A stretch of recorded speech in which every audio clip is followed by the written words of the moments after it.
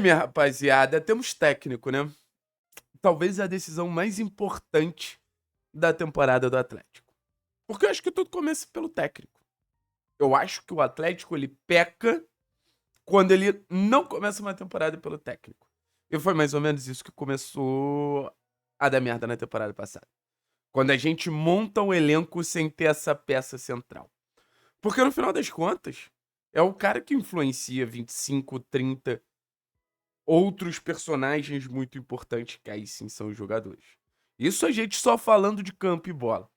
E Maurício Barbieri, ele poderia ser um técnico que a gente chegasse aqui, falasse alguns conceitos táticos e a gente encerraria o vídeo assim. Só que o Maurício Barbieri é interessante. E eu tenho certeza que ao longo das análises que a gente for fazer do Barbieri, eu vou chamar ele de Maurício Manieri. Aquele que canta baby. E ontem eu tive um sonho. Sonhava que você. Pô, é foda, Maurício Manieri. Tá vindo toda hora na minha cabeça. Maurício Manieri, Maurício Manieri. Mas, enfim, o que que o Barbieri tem de interessante? Cara, são dois técnicos.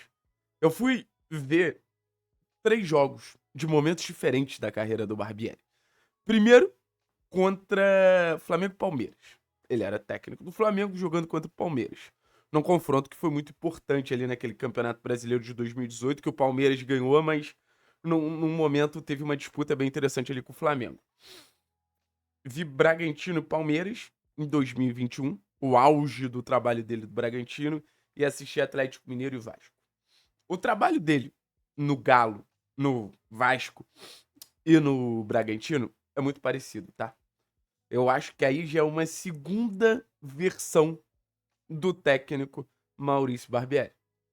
O grande ponto que eu quero trazer aqui pra gente debater.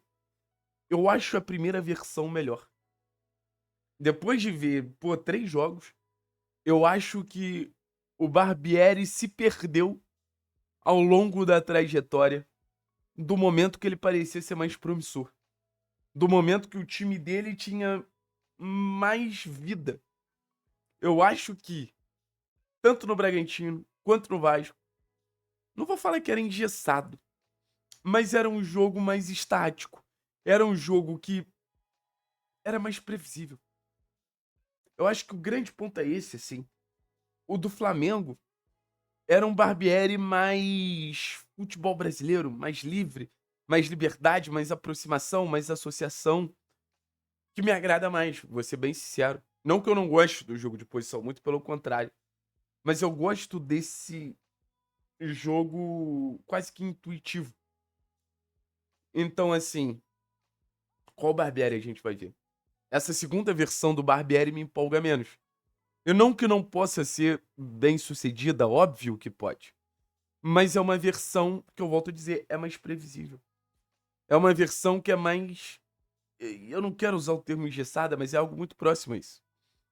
A versão do Flamengo é muito legal, cara. O Flamengo do início de 2018, assim, é um timaço, né?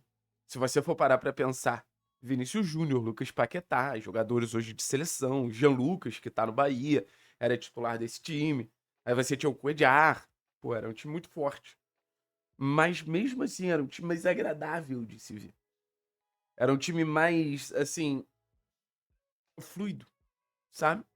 As coisas elas fluíam melhor. No Bragantino, no Vasco, era um time que, se tirasse uma pecinha, as coisas iam desmontar e era difícil de organizar. Era menos espontâneo. E eu tô falando quase em forma de poesia, porque acho que o futebol tem isso. O futebol são escolhas o tempo inteiro. E o Barbieri, ele escolheu ser um técnico menos agradável, eu acho. E eu acho que o grande desafio no Atlético talvez seja reencontrar esse Barbieri dessa primeira passagem do Flamengo. Reencontrar o Barbieri que surgiu. Eu acho que no futebol brasileiro existe um problema muito grande, que é os técnicos eles têm que lutar mais pelo seu emprego do que qualquer coisa, né? Então você perde a questão das ideias. Você perde a questão da pureza do jogo.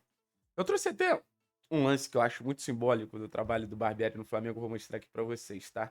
E eu trouxe muito simbólico do trabalho dele no Bragantino também. O Flamengo é o de branco, óbvio. Olha, toca a bola. Olha como as coisas acontecem ao natural. Toca a bola, se aproxima, vem, toca a bola de novo, toca a bola de novo. Tenta gerar uma superioridade numérica na zona da bola. Viu que não deu volta. Aí tenta o cruzamento, muda de setor, entra numa zona de finalização. Aí perde a bola. Mostra uma vulnerabilidade que eu acho interessante também. Olha como o time sofre em transição. Um time que tava quase fazendo gol. Chega ali, por detalhe, não tomou gol. Então, assim, acho que é um grande resumo. A capacidade de aproximação, de associação, a capacidade de diálogo. Um Flamengo muito, assim, o jogo acontece porque os jogadores se encontram pra jogar. É muito legal isso, assim. Na minha visão, né, óbvio. Eu acho mais limpo, assim. Era esse o Barbieri que eu queria ver. Independente das ferramentas, tá? E já respondendo uma pergunta que eu acho que o torcedor ele tá muito curioso, que é em relação, puta, o Barbieri sabe trabalhar com jovens, sabe muito. O Barbieri, eu acho que ele tem um lado atlético muito legal, que é essa capacidade de desenvolver jogadores. Volto a dizer, no Flamengo, Vinícius, Paquetá, Jean Lucas, o próprio Viseu teve um momento muito legal com ele, o Matheus Tuller. Então foram vários jogadores ali que foram surgindo junto ao Barbieri e talvez tiveram, vestindo a camisa do Flamengo, seus melhores momentos com o Barbieri. Então é um cara que já teve uma experiência de ter que desenvolver. E no Bragantino também. No Bragantino foi um técnico que lidou com muitos jogadores jovens. Se você for parar pra pensar, o próprio Léo Ortiz, por exemplo, o próprio Fabrício Bruno, foram jogadores que cresceram muito. O Arthur, que tá no Zenit hoje, ex-Palmeiras, ex-Bragantino, o próprio Elinho. Então, vários jogadores cresceram ali na mão do Barbieri. Acho que esse é um ponto muito importante, assim. Porque logo depois que ele foi anunciado, chegou no meu WhatsApp uma mensagem falando, cara, muito bom de vestiário. Muito bom de vestiário. E acho que na Série B, você precisa ter esse bom gestor de grupo pra desenvolver. E eu sempre falo isso, eu acho que a gente precisa levar uma herança da Série B. Não é só jogar a Série B e tá bom. É fazer escolhas e escolhas de jogadores, por exemplo. Acho que o Atlético tá escolhendo, por exemplo, muito bem o Naves, muito bem o Palácios, mas desenvolver esses jogadores para o momento que o Atlético retornar para a Série A serem jogadores competitivos, jogadores que melhoraram, jogadores que encontraram sua melhor versão. Acho que essa é uma das principais heranças que um bom trabalho de um treinador pode gerar na Série B. E eu acho que para isso a gente vai precisar de tempo. E acho que, assim, é uma escolha muito importante do Atlético apostar no Barbieri, mas não é um trabalho que, assim, vai dar esse retorno de imediato. E se der esse retorno de imediato, é natural que passe por oscilações e a gente precisa confiar no trabalho. Então, eu acho que é um ponto muito legal e o ponto de desenvolver, né? De olhar para a base, constatar o talento, a partir do talento das oportunidades. Acho muito maneiro também. Acho que o Atlético ele tem pouco esse olhar ainda para a base. E olha que foi uma temporada muito legal nesse aspecto, com Beleze, com Mikael, com João, com Julimar, próprio Emerson, bastante gente teve oportunidade, bastante gente foi jogar. Eu falei pra vocês que eu tinha um lance interessante do Bragantino também, que é um ponto que eu quero trazer pra vocês, que eu acho, taticamente, talvez, uma das melhores coisas que esse novo Barbieri entrega. Olha a pressão. Engolindo o jogador do Palmeiras saindo na pressão. Aí você vai ter ali o time bem distribuído, cada um mais no seu quadrado, né? E aí acaba saindo gol, né? Um gol que o goleiro do Palmeiras falha ali, mas acho que a pressão é algo interessante. Se o Atlético fosse esse time que pressiona, que sufoca, principalmente jogando uma Série B, onde os jogadores são mais limitados, se o Barbieri consegue fazer o Atlético ser esse time que provoca o adversário ao erro, acho que o Atlético tem grande chance de ter um retorno legal.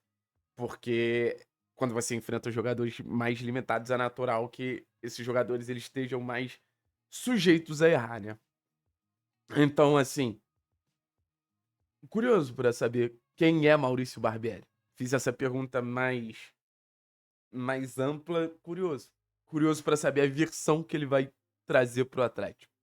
curioso pra saber o que o Barbieri entende que o nosso elenco pode fazer, sabe?